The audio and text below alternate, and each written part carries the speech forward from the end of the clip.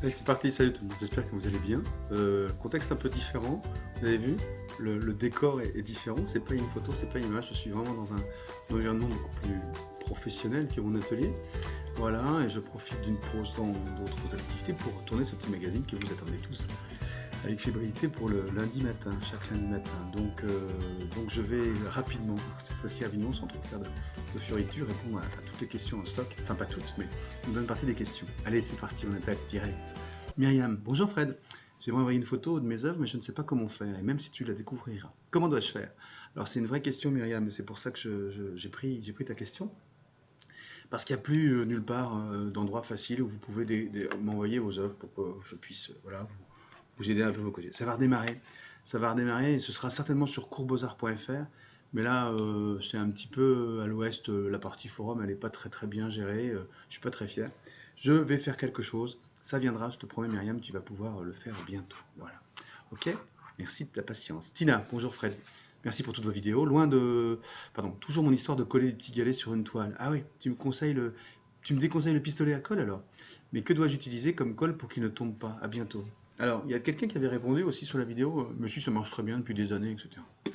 Moi, je veux bien que tu utilises du pistolet à colle. Simplement, j'ai eu des expériences malheureuses. Ça s'est craquelé dans le temps et c'est devenu vraiment plus moche. Donc, c'est quand même dommage de prendre ce risque-là. Utilise du gel épais, du gel médium épais. Sur le site beaux-arts.fr, tu vas trouver ça. Tu tapes gel médium épaississant et tu prends la version très épaisse. En posant ça un peu par paquet, tu mets ton galet dessus. Ça ne bougera plus en plus. Et puis c'est transparent. Et donc c'est vraiment, pour moi c'est l'idéal parce que ça reste souple, tu vois. Il n'y a pas de risque de craquelure. Voilà, c'est ce que je ferai à ta place, Tina. Tiens-moi au courant. Angèle Martine, pardon, Martine, gars, respectons l'anonymat quand même. Martine, bonjour Fred, j'ai acheté de la modding paste blanche qui a jauni en séchant. À la base, je ne l'ai pas trouvée vraiment blanche. Campus. Je crois pas que ce soit une marque que j'aime, ça, Campus, c'est pas grave. C'est une marque de la concurrence. Bref, c'est pas grave. Je l'ai pas trouvée vraiment blanche, est-ce normal? Par contre, la studio, elle est vraiment bien blanche. Merci. Alors, studio, c'est chez PBO. C'est effectivement une passe qui est bien blanche. Je connais pas celle de Campus, parce que je crois qu'elle, c'est une marque de distributeur, un autre distributeur que nous. Par contre, le modding pass, c'est pas fait pour être blanc. Martine, le modeling pass, ça fait de la matière. Donc tu vas faire tes matières avec, tu vas laisser sécher, après tu peins. C'est pas fait pour rester brut. Sinon, dans le temps, ça va jaunir de toute façon. Dans le temps, ça jaunit, ça se salit. Le modeling pass est fait pour faire des structures, des matières et être peint.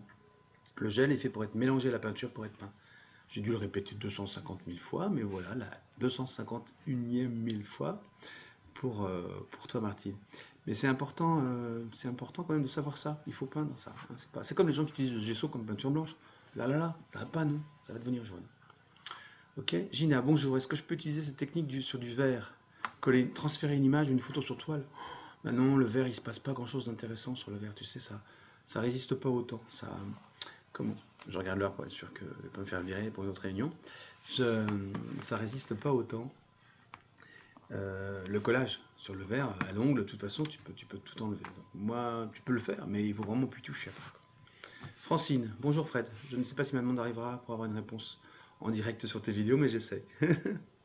Est-ce que je peux... Je rigole parce que oui, ça arrivera. Pourquoi ça n'arriverait pas? Bon, bref. Est-ce que je peux coller une toile ou du moins un sujet que j'aurais découpé de ma toile sur un meuble ou une porte ou n'importe quoi en bois? Si oui, quelle colle dois-je utiliser? Ah, bah ouais, bien sûr. Moi, je fais du marouflage de toile sur du bois, sans problème. Alors, pas sur des meubles, pas sur des meubles Ikea, par exemple. J'ai pas fait ça encore. Mais sur, pardon, j'ai perdu mon fil. Sur des châssis en bois, voilà. Donc c'est tout à fait facile. Moi, pour coller, dès que j'ai de la toile à coller, la toile peinte ou pas, à coller, j'utilise de la colle à maroufler de chez Châssis France. C'est une colle extraordinaire qui permet de bien maroufler, de bien imprégner la toile sur le support. Colle à maroufler de chez Châssis France. Elle est vraiment top. Enfin, moi, c'est ce que je fais. Chloé. Bonjour Fred, super vidéo. Merci. Monotype à l'acrylique. Ah ouais. La vidéo est ancienne, mais j'ai besoin d'aide. Ah ouais, elle est même un peu crade la vidéo d'ailleurs. Je fais du monotype avec de l'encre, tout va bien. Mais dès que j'essaye avec de l'acrylique, ça fait un effet ventouse et la peinture s'étale sur le papier. Oui, c'était pas joli. Que faire? Ouais, je suis d'accord. Alors, plein de choses. D'abord, rien que de lire cette question, ça me donne envie de refaire des monotypes. Parce que c'est vraiment génial. Vous savez, les monotypes, c'est on prend un support non absorbants, du verre, du plexiglas, du métal, la porcelaine, etc. On appose, on peint, on appose notre peinture dessus, et puis on pose un papier. Et c'est du monotype parce que ça se fait qu'une fois. Donc tout ce qu'on a fait s'imprime sur le papier et ça reste sur le papier. On ne peut pas le faire plusieurs fois. C'est pour ça que ça s'appelle un monotype. Sinon, ça s'appellerait un multiple. Ce serait de la reprographie, quoi. Bref, plus tu vas avoir des encres, enfin des couleurs qui sont pâteuses, et plus tu vas avoir cette espèce d'effet de ventouse. C'est pour ça qu'il existe des encres spéciales, des encres d'impression, qui sont grasses mais très très fines et qui se déposent comme ça et qui ne font pas cet effet-là. Et d'ailleurs, ça marche mieux à l'huile qu'à l'acrylique. Donc si tu reprends des couleurs classiques, voilà. Et encore mieux avec les encres et l'aquarelle. Ça marche super bien. D'ailleurs, j'ai tourné une vidéo avec Pierre Mamoulin sur des monotypes à l'aquarelle. La seule frustration des monotypes à l'aquarelle, c'est que les couleurs sont pétantes quand tu le fais, qu'après en séchant, ça l'est beaucoup moins. Mais alors ça, après ça va vachement bien, c'est super. Bon, allez, encore une. Muguette, allez, je reprends les lunettes pour répondre. Muguette, c'est mignon. Bonjour Fred, merci pour toutes les vidéos, de rien. J'aimerais en visionner une sur la peinture acrylique, nue de femme, en particulier sur la peau. En existe-t-il? Ah oui, tu me fais une commande, quoi. Alors en fait, bonne journée, ouais, toi aussi Muguette. Il y en a une sur la peau, j'ai fait tourner plein de vidéos sur la peau et la carnation.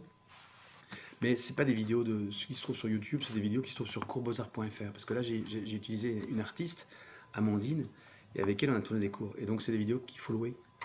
Ou alors, tu peux louer en VOD, c'est-à-dire on demand, à l'unité, les vidéos. Voilà. Allez, la dernière. Eva, coucou. Une petite explication sur la gomme laque et sur quel support peinture et terre, merci.